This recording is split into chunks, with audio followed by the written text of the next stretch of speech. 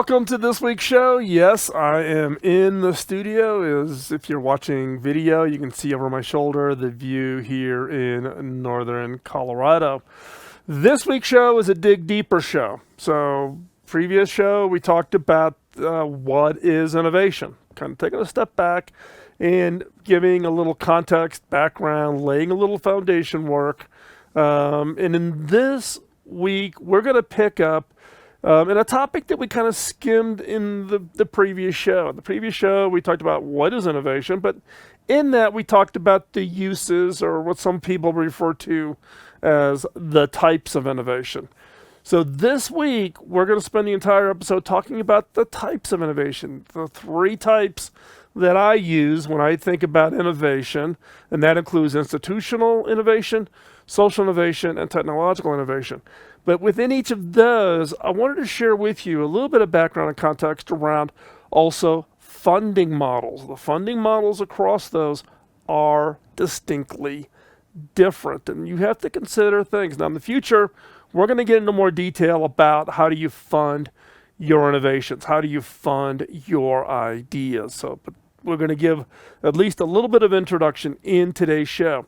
Now, beyond those three types, we are also today going to talk about digging deeper. It isn't just about having an idea in one of those three types, but it's also about digging deeper, really taking a look at what is the idea, who's going to get the benefit of it, and why should they care. So you want to stay all the way to the end? That we will cover at the end of today's segment. But before we hop into the segment, go ahead and like today's show, share it, subscribe so that you don't miss any of the future episodes of Killer Innovations.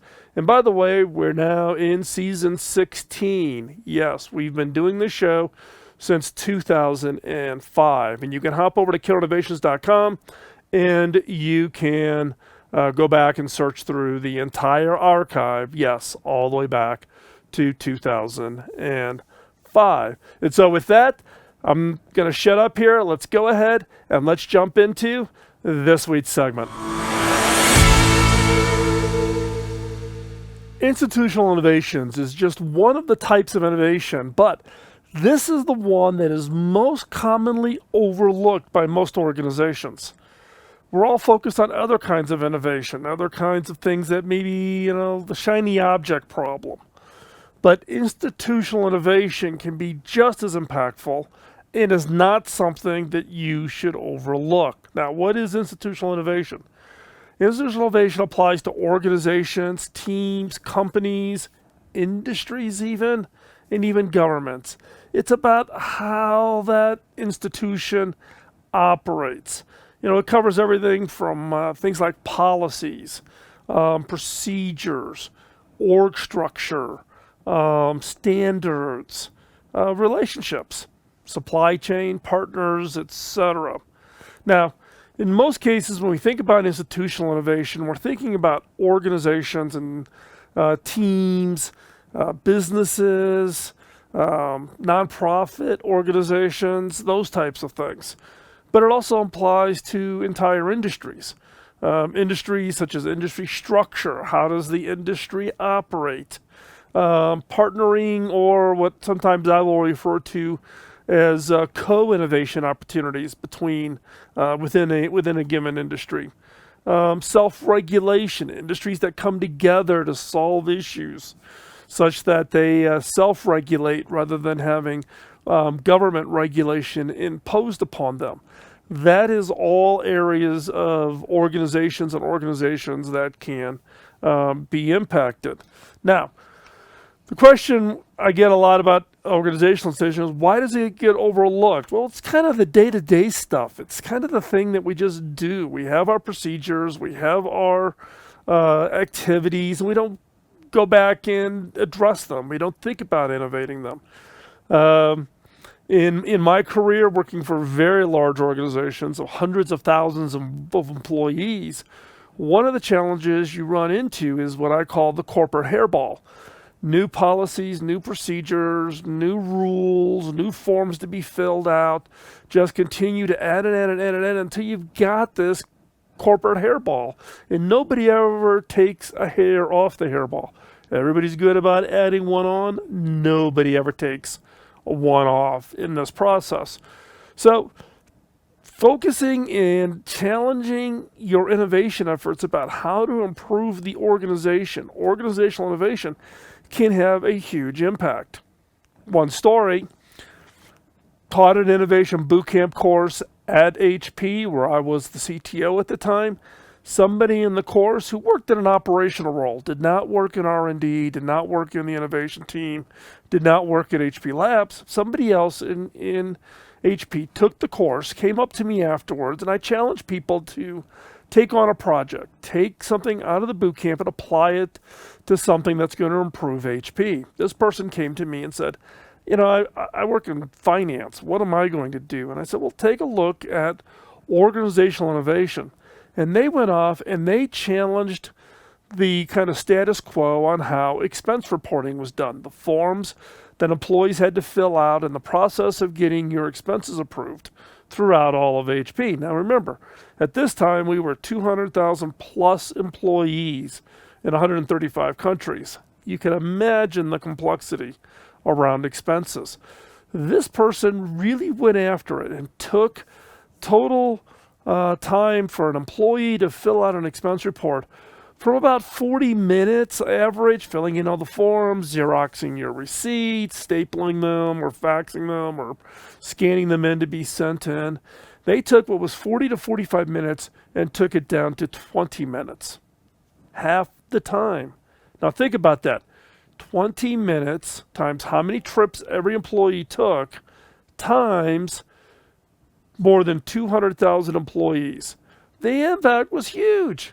It was massive. The person won a recognition by the CEO, got a big bonus. Do not overlook organizational innovation. Now, how do you fund organizational innovations? What's the funding model around this? Well, there's a couple different ways. You could be an entrepreneur. You could go off and write an application to do expense reporting that is more efficient, and you sell them to corporations. So you can do it as an entrepreneur, which means you're going to go out and you're going to find angel investors or venture capitalists or maybe even get a customer to fund it. Or you're going to go do an incubator like Techstars or any of the other big incubators around. That's one way. The other is to be an intrapreneur, an entrepreneur that's inside of the organization. So if you work inside of an organization of any size, you can be an intrapreneur. You're the one coming up with all these great ideas, and the funding model then is to search out formal funding. Maybe there's dollars set aside for funding innovations or new ideas, or informal funding. Go fight for budget dollars. Go get a manager to support or endorse the project that you want to work on. So those are primarily the two funding models around institutional innovation. So again, institutional innovation is one that commonly gets overlooked, but shouldn't, because the impact it can have on any organization, a small team of 5 people to organizations that are hundreds of thousands of employees operating around the world. Institutional innovation can be huge. Do not overlook it, and don't get intimidated by the funding model. It takes work, but trust me, it is worth it. Social innovation has also gotten a fair amount of attention. It gets driven by the social priorities that have come up in everybody's mind.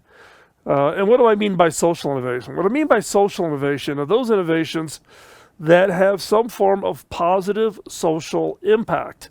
Now, that includes things like employment or quality of life or serving some form of social purpose like the environment or equality, whatever the social agenda. Clean water is one that I've been involved in a lot over my own career.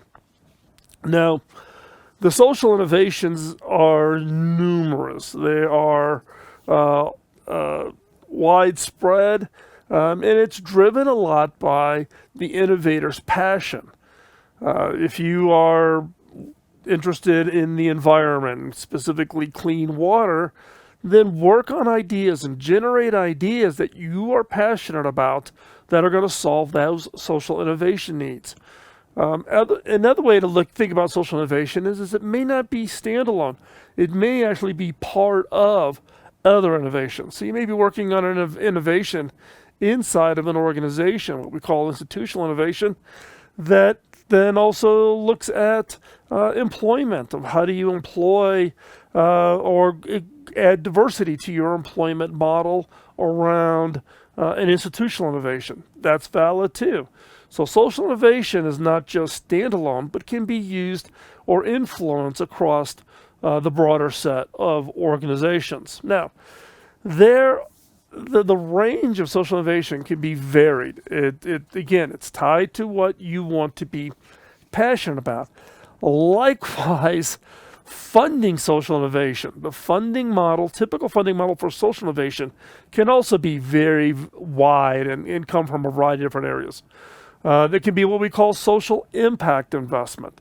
And these are from people who are less concerned about some form of equity return, like I want to get 3 to 5 times my money in 5 to 7 years. That's kind of the rule for venture capitalists.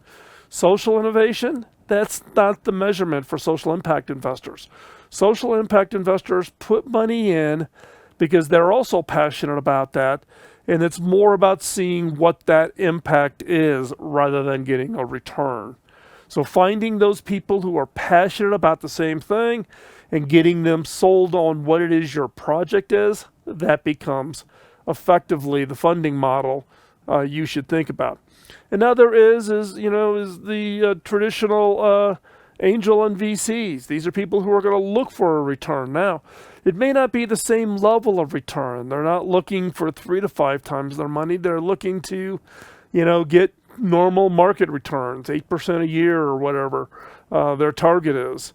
And those, though, you still need to find those people who are looking for a return, but less of a return, but who also see the social benefit, see the social impact for the social innovation that you want to propose. And then the third area is grants and awards. Grants coming from government agencies, foundations, philanthropists, NGO organizations, World Bank. I've gotten funding from all of those. I did a fair amount of work in World Bank, and they can be very, very supportive of funding models that don't match any of the other cases. So you have to get a little creative. When you're working on social innovation efforts, you have to get creative beyond just the traditional knocking on doors, showing a great presentation. This is a passion sell. And look, social innovation is becoming more and more important, both as those areas that we are all passionate about, or if we all innovated in social areas, social impact areas, social innovations that we are passionate about, we can have a phenomenal impact on the world that we leave for our kids, and in my kids, for my grandkids. In this case, though, you got to get a little creative. The funding models can be a little bit different, and they can be a little challenging, but finding like-minded people and convincing them of your interest and your passion, you can create social innovations that will have huge impact, that will change the world and leave the world a better place.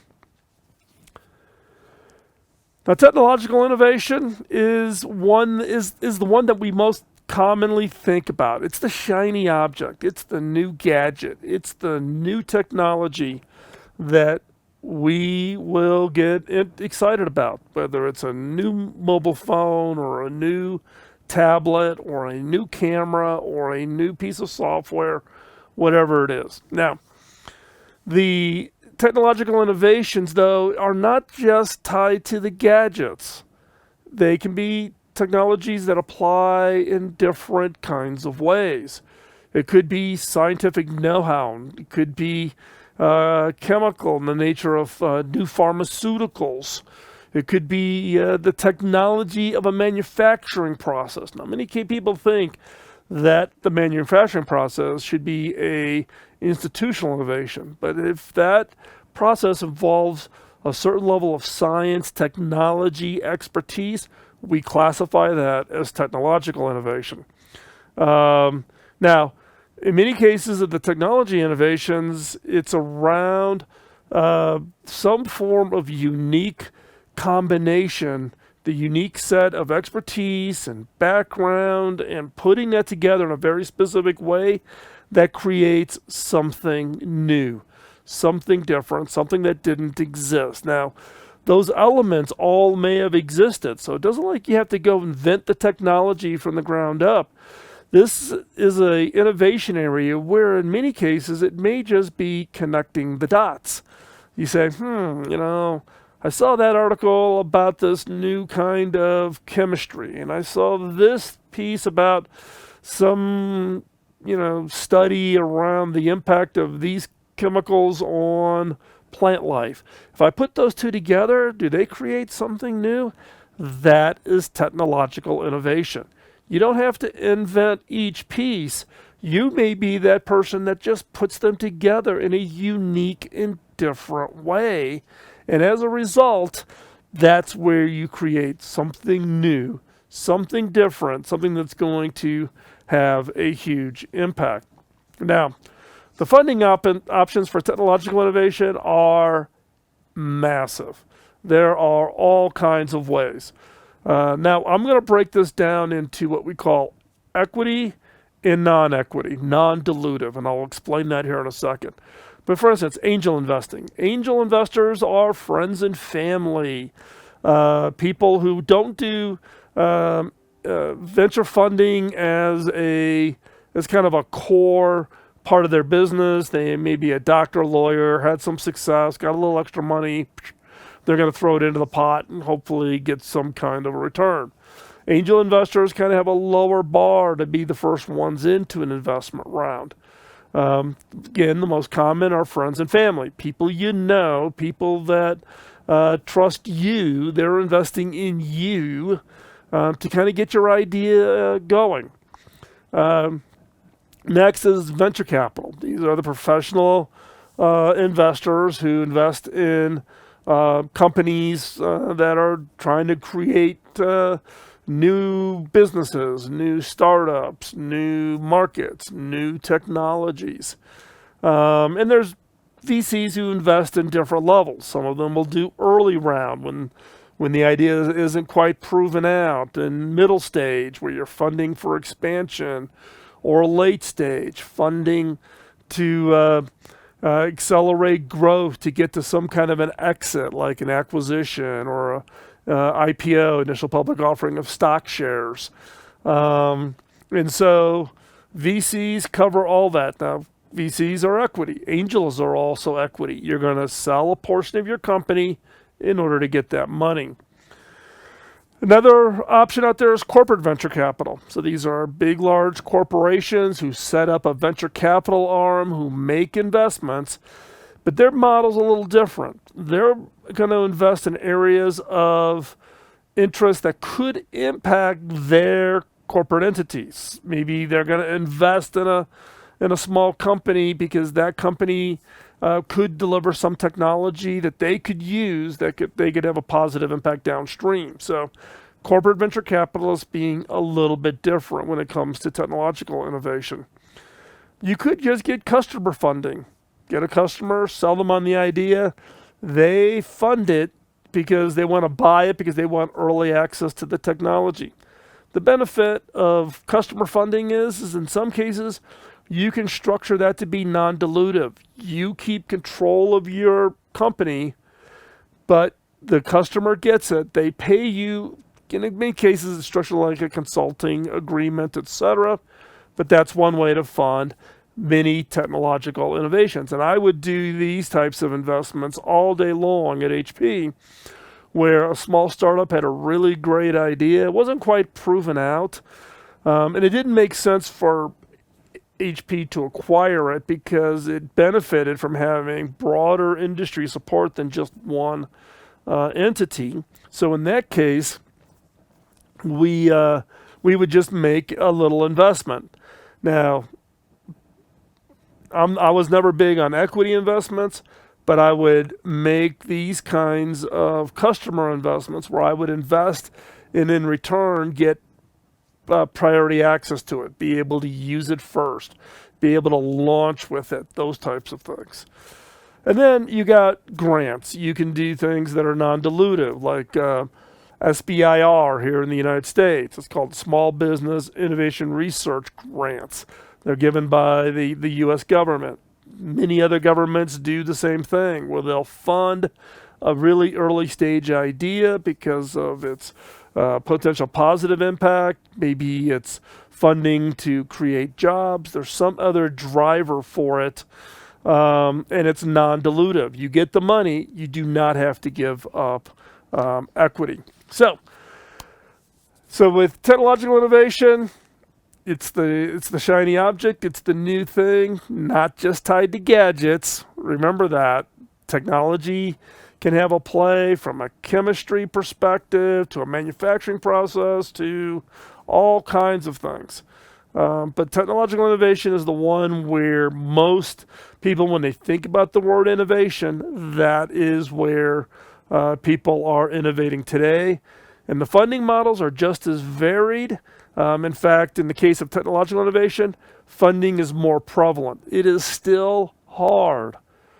It's something less than 1% of companies that have an idea ever get funded. So just be aware that when you come up with the technological innovation, you are going to have a hard slog to get that funding.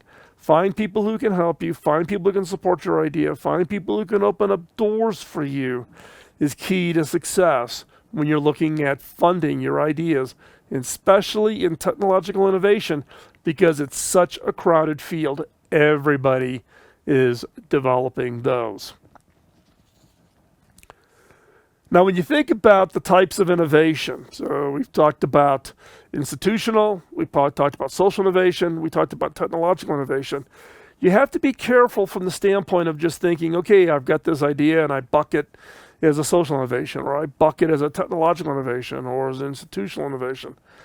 You have to dig deeper. You got to dig deeper to really think about the elements that determine kind of, is this idea really interesting? And the way I think about these is I put them into three chunks, I guess is the best way to describe it. Three elements that I think about whenever I'm thinking about a new idea. First out is the what. What is the idea? What is this thing? Is it a particular process to improve expense reporting? Think about that and kind of figure out what the box is. Write some text, describe it in such a way that people kind of get an idea of what that is. What is it? What is this innovation that you are proposing? The next chunk that I think about is the who. Who is this innovation for? Who is it going to impact? And what are their drivers? Why would they be interested in this thing? What is it that that defines them as unique? So in the case of, I'm going to create an innovation that's for institutions and organizations, they're going to improve their expense reporting. The who? People who've got to fill out expense reports. I'm going to make it easy for them. But is that all of it? No. There's other who's. There's the finance department, streamlining it so they spend less time dealing with expense reports and going back and finding a receipt that someone didn't attach, right? Is there another? Yeah. The third area is the broader finance organization dealing with timeliness of getting expense reports paid. Makes for happier staff, reduced burden, all of those issues, right? So there can be multiple who's for any idea that you are thinking about. So define the what and understand not just the primary who, but all of the who's that get impacted. All those people, all those teams, all those parts of the organization that can be, or customers if you're dealing with Social innovation, right? Fresh water in Africa. Well, it's obviously the people that are going to now have fresh water, but another who could be what? The government. Clean water, better health, increasing, average lifespan, all benefits the society. So the government could also be a beneficiary in this example. Same thing with technological. The who could be the customer, could be the retailer selling your innovation. That's a benefit to them. So think deeply about who is going to get the benefit, who is going to see this as a positive. And the third area is why. Why should they care? Why should they care about your idea? I get pitched hundreds of times a month with new ideas. People contact via email, sending, or getting me on the phone and pitching me their new innovation. And the one area that most innovators do not think about is why. Why should I care? Why should anybody care about this idea? Well, if you've defined the what is it? You've defined the who's the target beneficiary. The why is digging into why should they care? Why should a customer care? Why should a retailer care? Why should the government care if it's a social innovation? Why should the finance department care? Is there enough of an impact of this idea to make them care? So the who, the what, and the why. Those are the three pieces, and you need to think about all three of them. And when you're done thinking about the why, go back and think about the who. Maybe you discover a new person or a new team that could benefit from this idea. So it's not just about coming up with an idea and sitting back and going, ooh, I think that's interesting. It is about digging deeper. What is it? Who gets the benefit from it? And why should they care?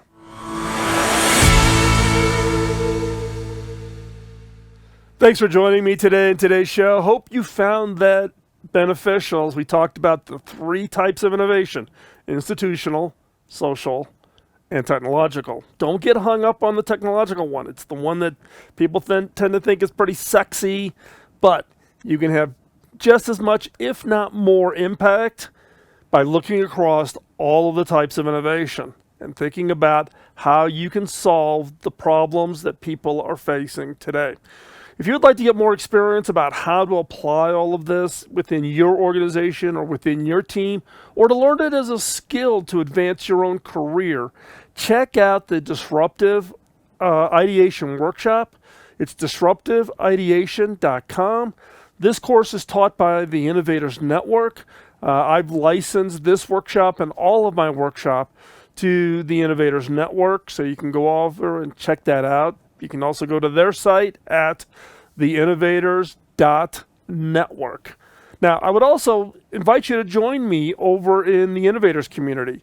This is a place where we have innovators from all sizes and shapes and industries in different parts of the world. So this is everything from chief innovation officers from Fortune 100 companies all the way down to college students who are working on ideas as part of projects in their coursework. And this is a community where you can come in. It's free. There's no charge to join the community. There's no charge to be a member of the community, to communicate and get connected. But it's a community where people come together to help each other out, give feedback on ideas, potentially, ask for support and introductions to find funding, or just to beef up on skill sets and get advice on how to set up innovation activities within your organization. So go over and visit the Innovators community. The URL is theinnovators.community. And join. Like I said, it's free of charge. You can check that out.